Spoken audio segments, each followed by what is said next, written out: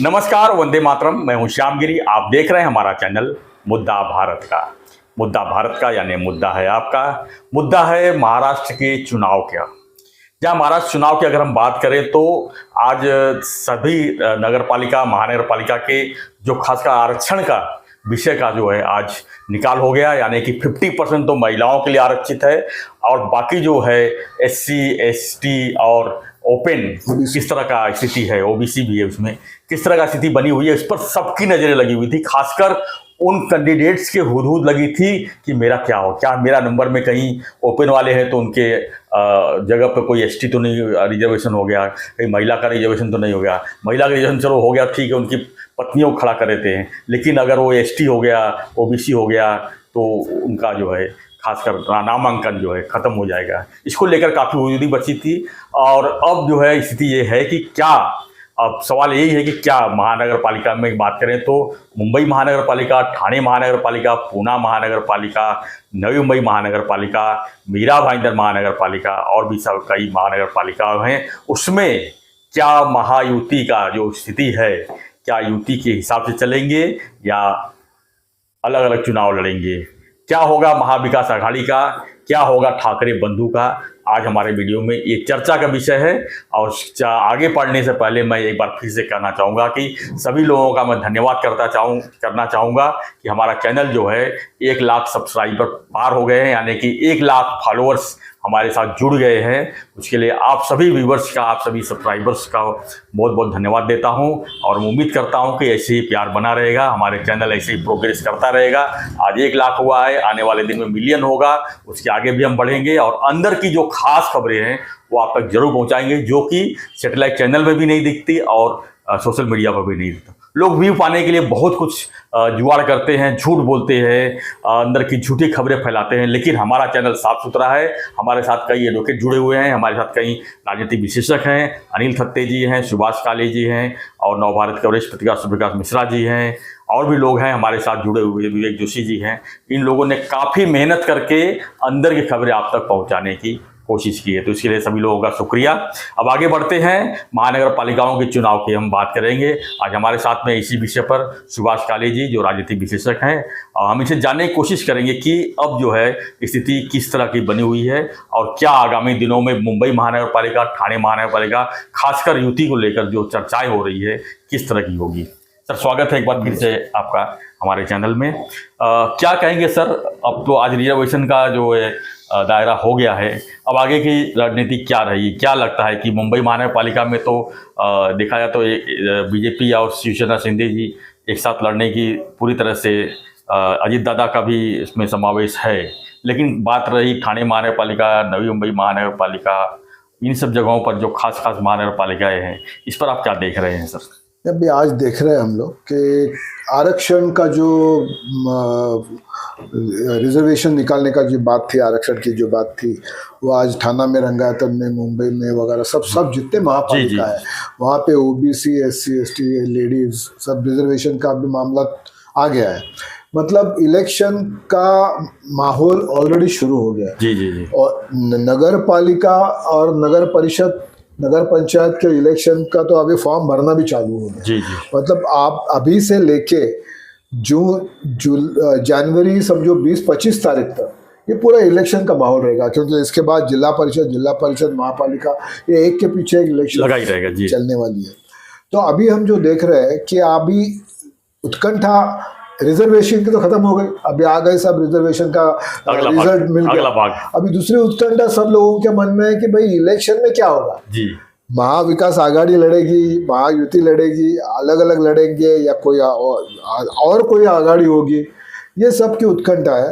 लेकिन आज के माहौल में हम इतना बोल सकते हैं कि हर और पूरे देश की नहीं, बाहर के लोगों की भी, देश के बाहर के लोगों की, सबकी नज़र है मुंबई महापालिका की जी। और मुंबई महापालिका आज तक पिछले कई सालों से शिवसेना के कब्जे में थी, उनका हमेशा महापौर बैठता था और उनका वर्चस्व था महापालिका में।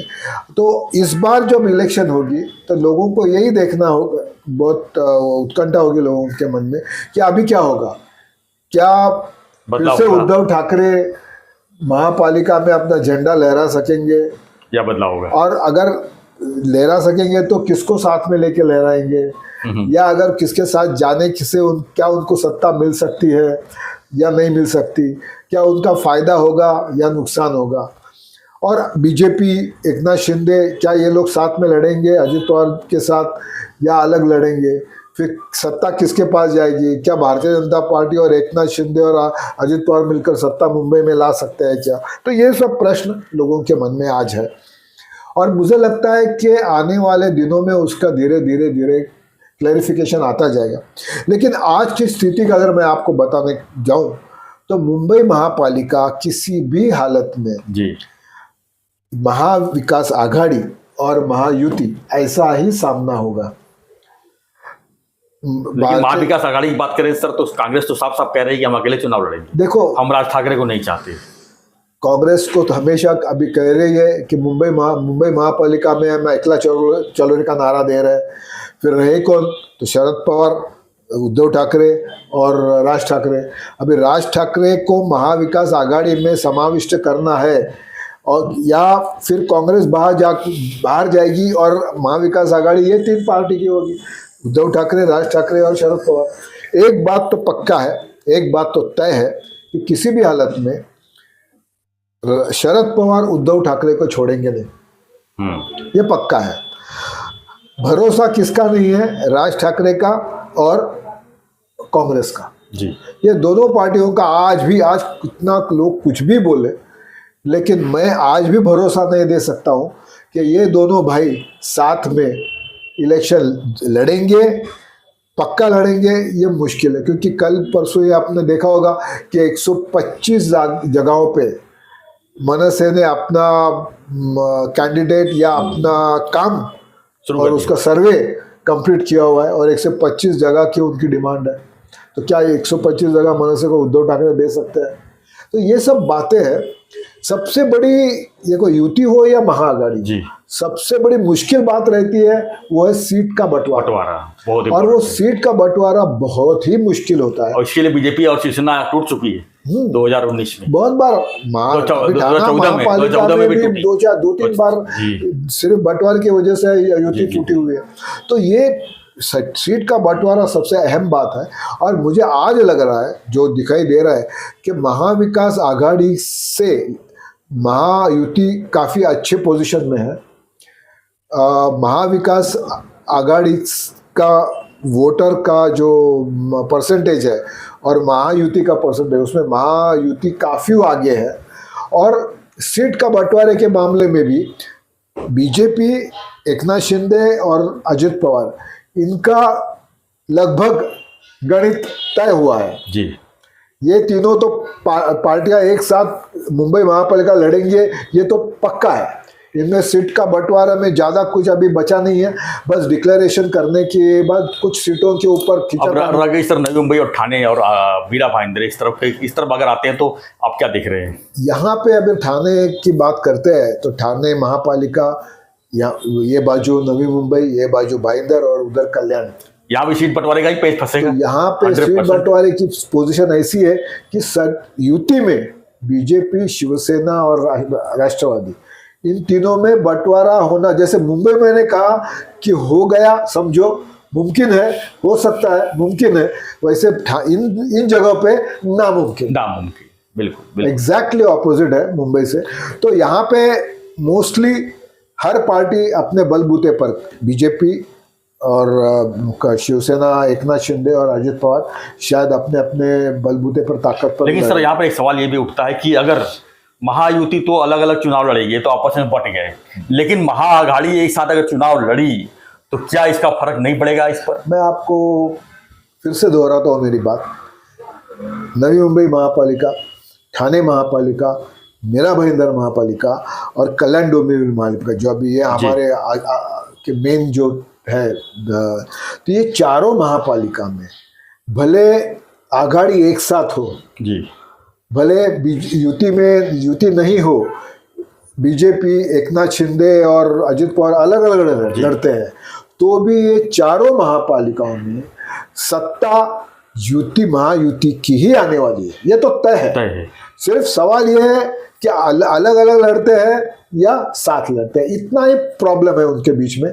लेकिन सत्ता तो पक्का है कि ये चारों महापालिका, मतलब बंटवारे का फायदा उनको नहीं होगा। बंटवारों का फायदा होगा कि नहीं होगा वो मैं नहीं बोल रहा हूँ, मैं क्या बोल रहा हूँ, सत्ता किसकी आएगी। भले यूटी अगर साथ में लड़ती है, सर सत्ता तो बाद में आएगी ना, जब सब चुनाव खत्म हो जाएगा, सब परिणाम आ जाएगा तब होगी। नहीं, आप समझ लेकिन मेरी बात, चुनाव पर लोग जब बढ़ जाएंगे तो इसका, और वहां पर एक गट्ठर इकट्ठा हुआ है तो इसका असर नहीं पड़ेगा। मैं वही आपको समझाने की कोशिश कर रहा हूँ कि वो जो महाविकास आघाड़ी का जो एक गट्ठा है जी, वो एक गट्ठा इतना कमजोर है कि इन पार्टियों के सामने उनका कुछ चलने वाला नहीं है। मतलब वो सपने में भी सत्ता की बात सोच भी नहीं सकते इन चार महापालिकाओं में। उनको सिर्फ इतना देखना है कि आज उनके पास जो बचा कुचा है उसमें कुछ वृद्धि होती है या और कम होता है, उनको ये देखना है। लेकिन यहाँ पे ऐसा है कि भाई सत्ता एकनाथ शिंदे अकेले बलबूते पर ला रहा है कि वहां पे गणेश ने अपने अकेले के बल ताकत पे ला रहे हैं सत्ता, और मीरा भाईंदर में क्या नरेंद्र मेहता अपनी ताकत पे सत्ता ला रहा है, यही देखना है। सत्ता तो पक्का है जी, महायुति की सत्ता तो आने वाली है, सिर्फ ये देखना है कि अकेले अपनी ताकत पे नवी मुंबई में भाईंदर में बीजेपी लाती है, ठाणा में एकनाथ शिंदे लाता है, कल्याण में कौन लाता है, यही देखने का। तो पिक्चर तो क्लियर है, चारों महापालिकाओं में सत्ता महायुति की है।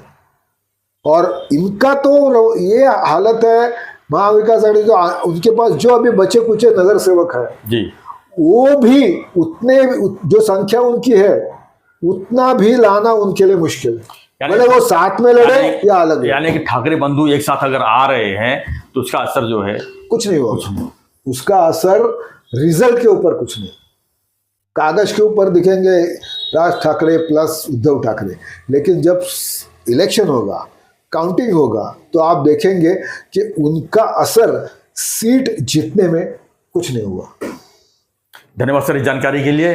तो फ्रेंड्स, हमारा चर्चा यही था कि आज तो रिजर्वेशन का बंटवारा तो हो गया है, लेकिन चुनाव के बाद जो है किस तरह का स्थिति बनती है महाराष्ट्र के अलग अलग महानगर पालिकाओं में, किसका वर्चस्व जो है, क्योंकि ये महानगर पालिका की अगर बात करें, नगर पालिका, जिला पंचायत बात करें, तो ये सभी पार्टियों का एक तरह से जड़ का इम्तहान है, यानी कि जड़ कितना मजबूत है इसका इम्तहान है, और किसमें जो है एक लंबा गैप हो चुका है, क्योंकि कोरोना काल के बाद महानगर पालिका चुनाव कई जगह पेंडिंग रह गए, जो पेंडिंग ही रह गए हैं, यानी कम से कम 4-5 साल जो है ये बिना महानगर पालिका के ही जो है सब इलाके में डेवलपमेंट हुआ है। तो अब जो स्थिति देखते हैं क्या होती है। फिलहाल हम जो है अंदर की और भी कुछ खबरें रहेगी तो आप तक हम जरूर पहुंचाएंगे।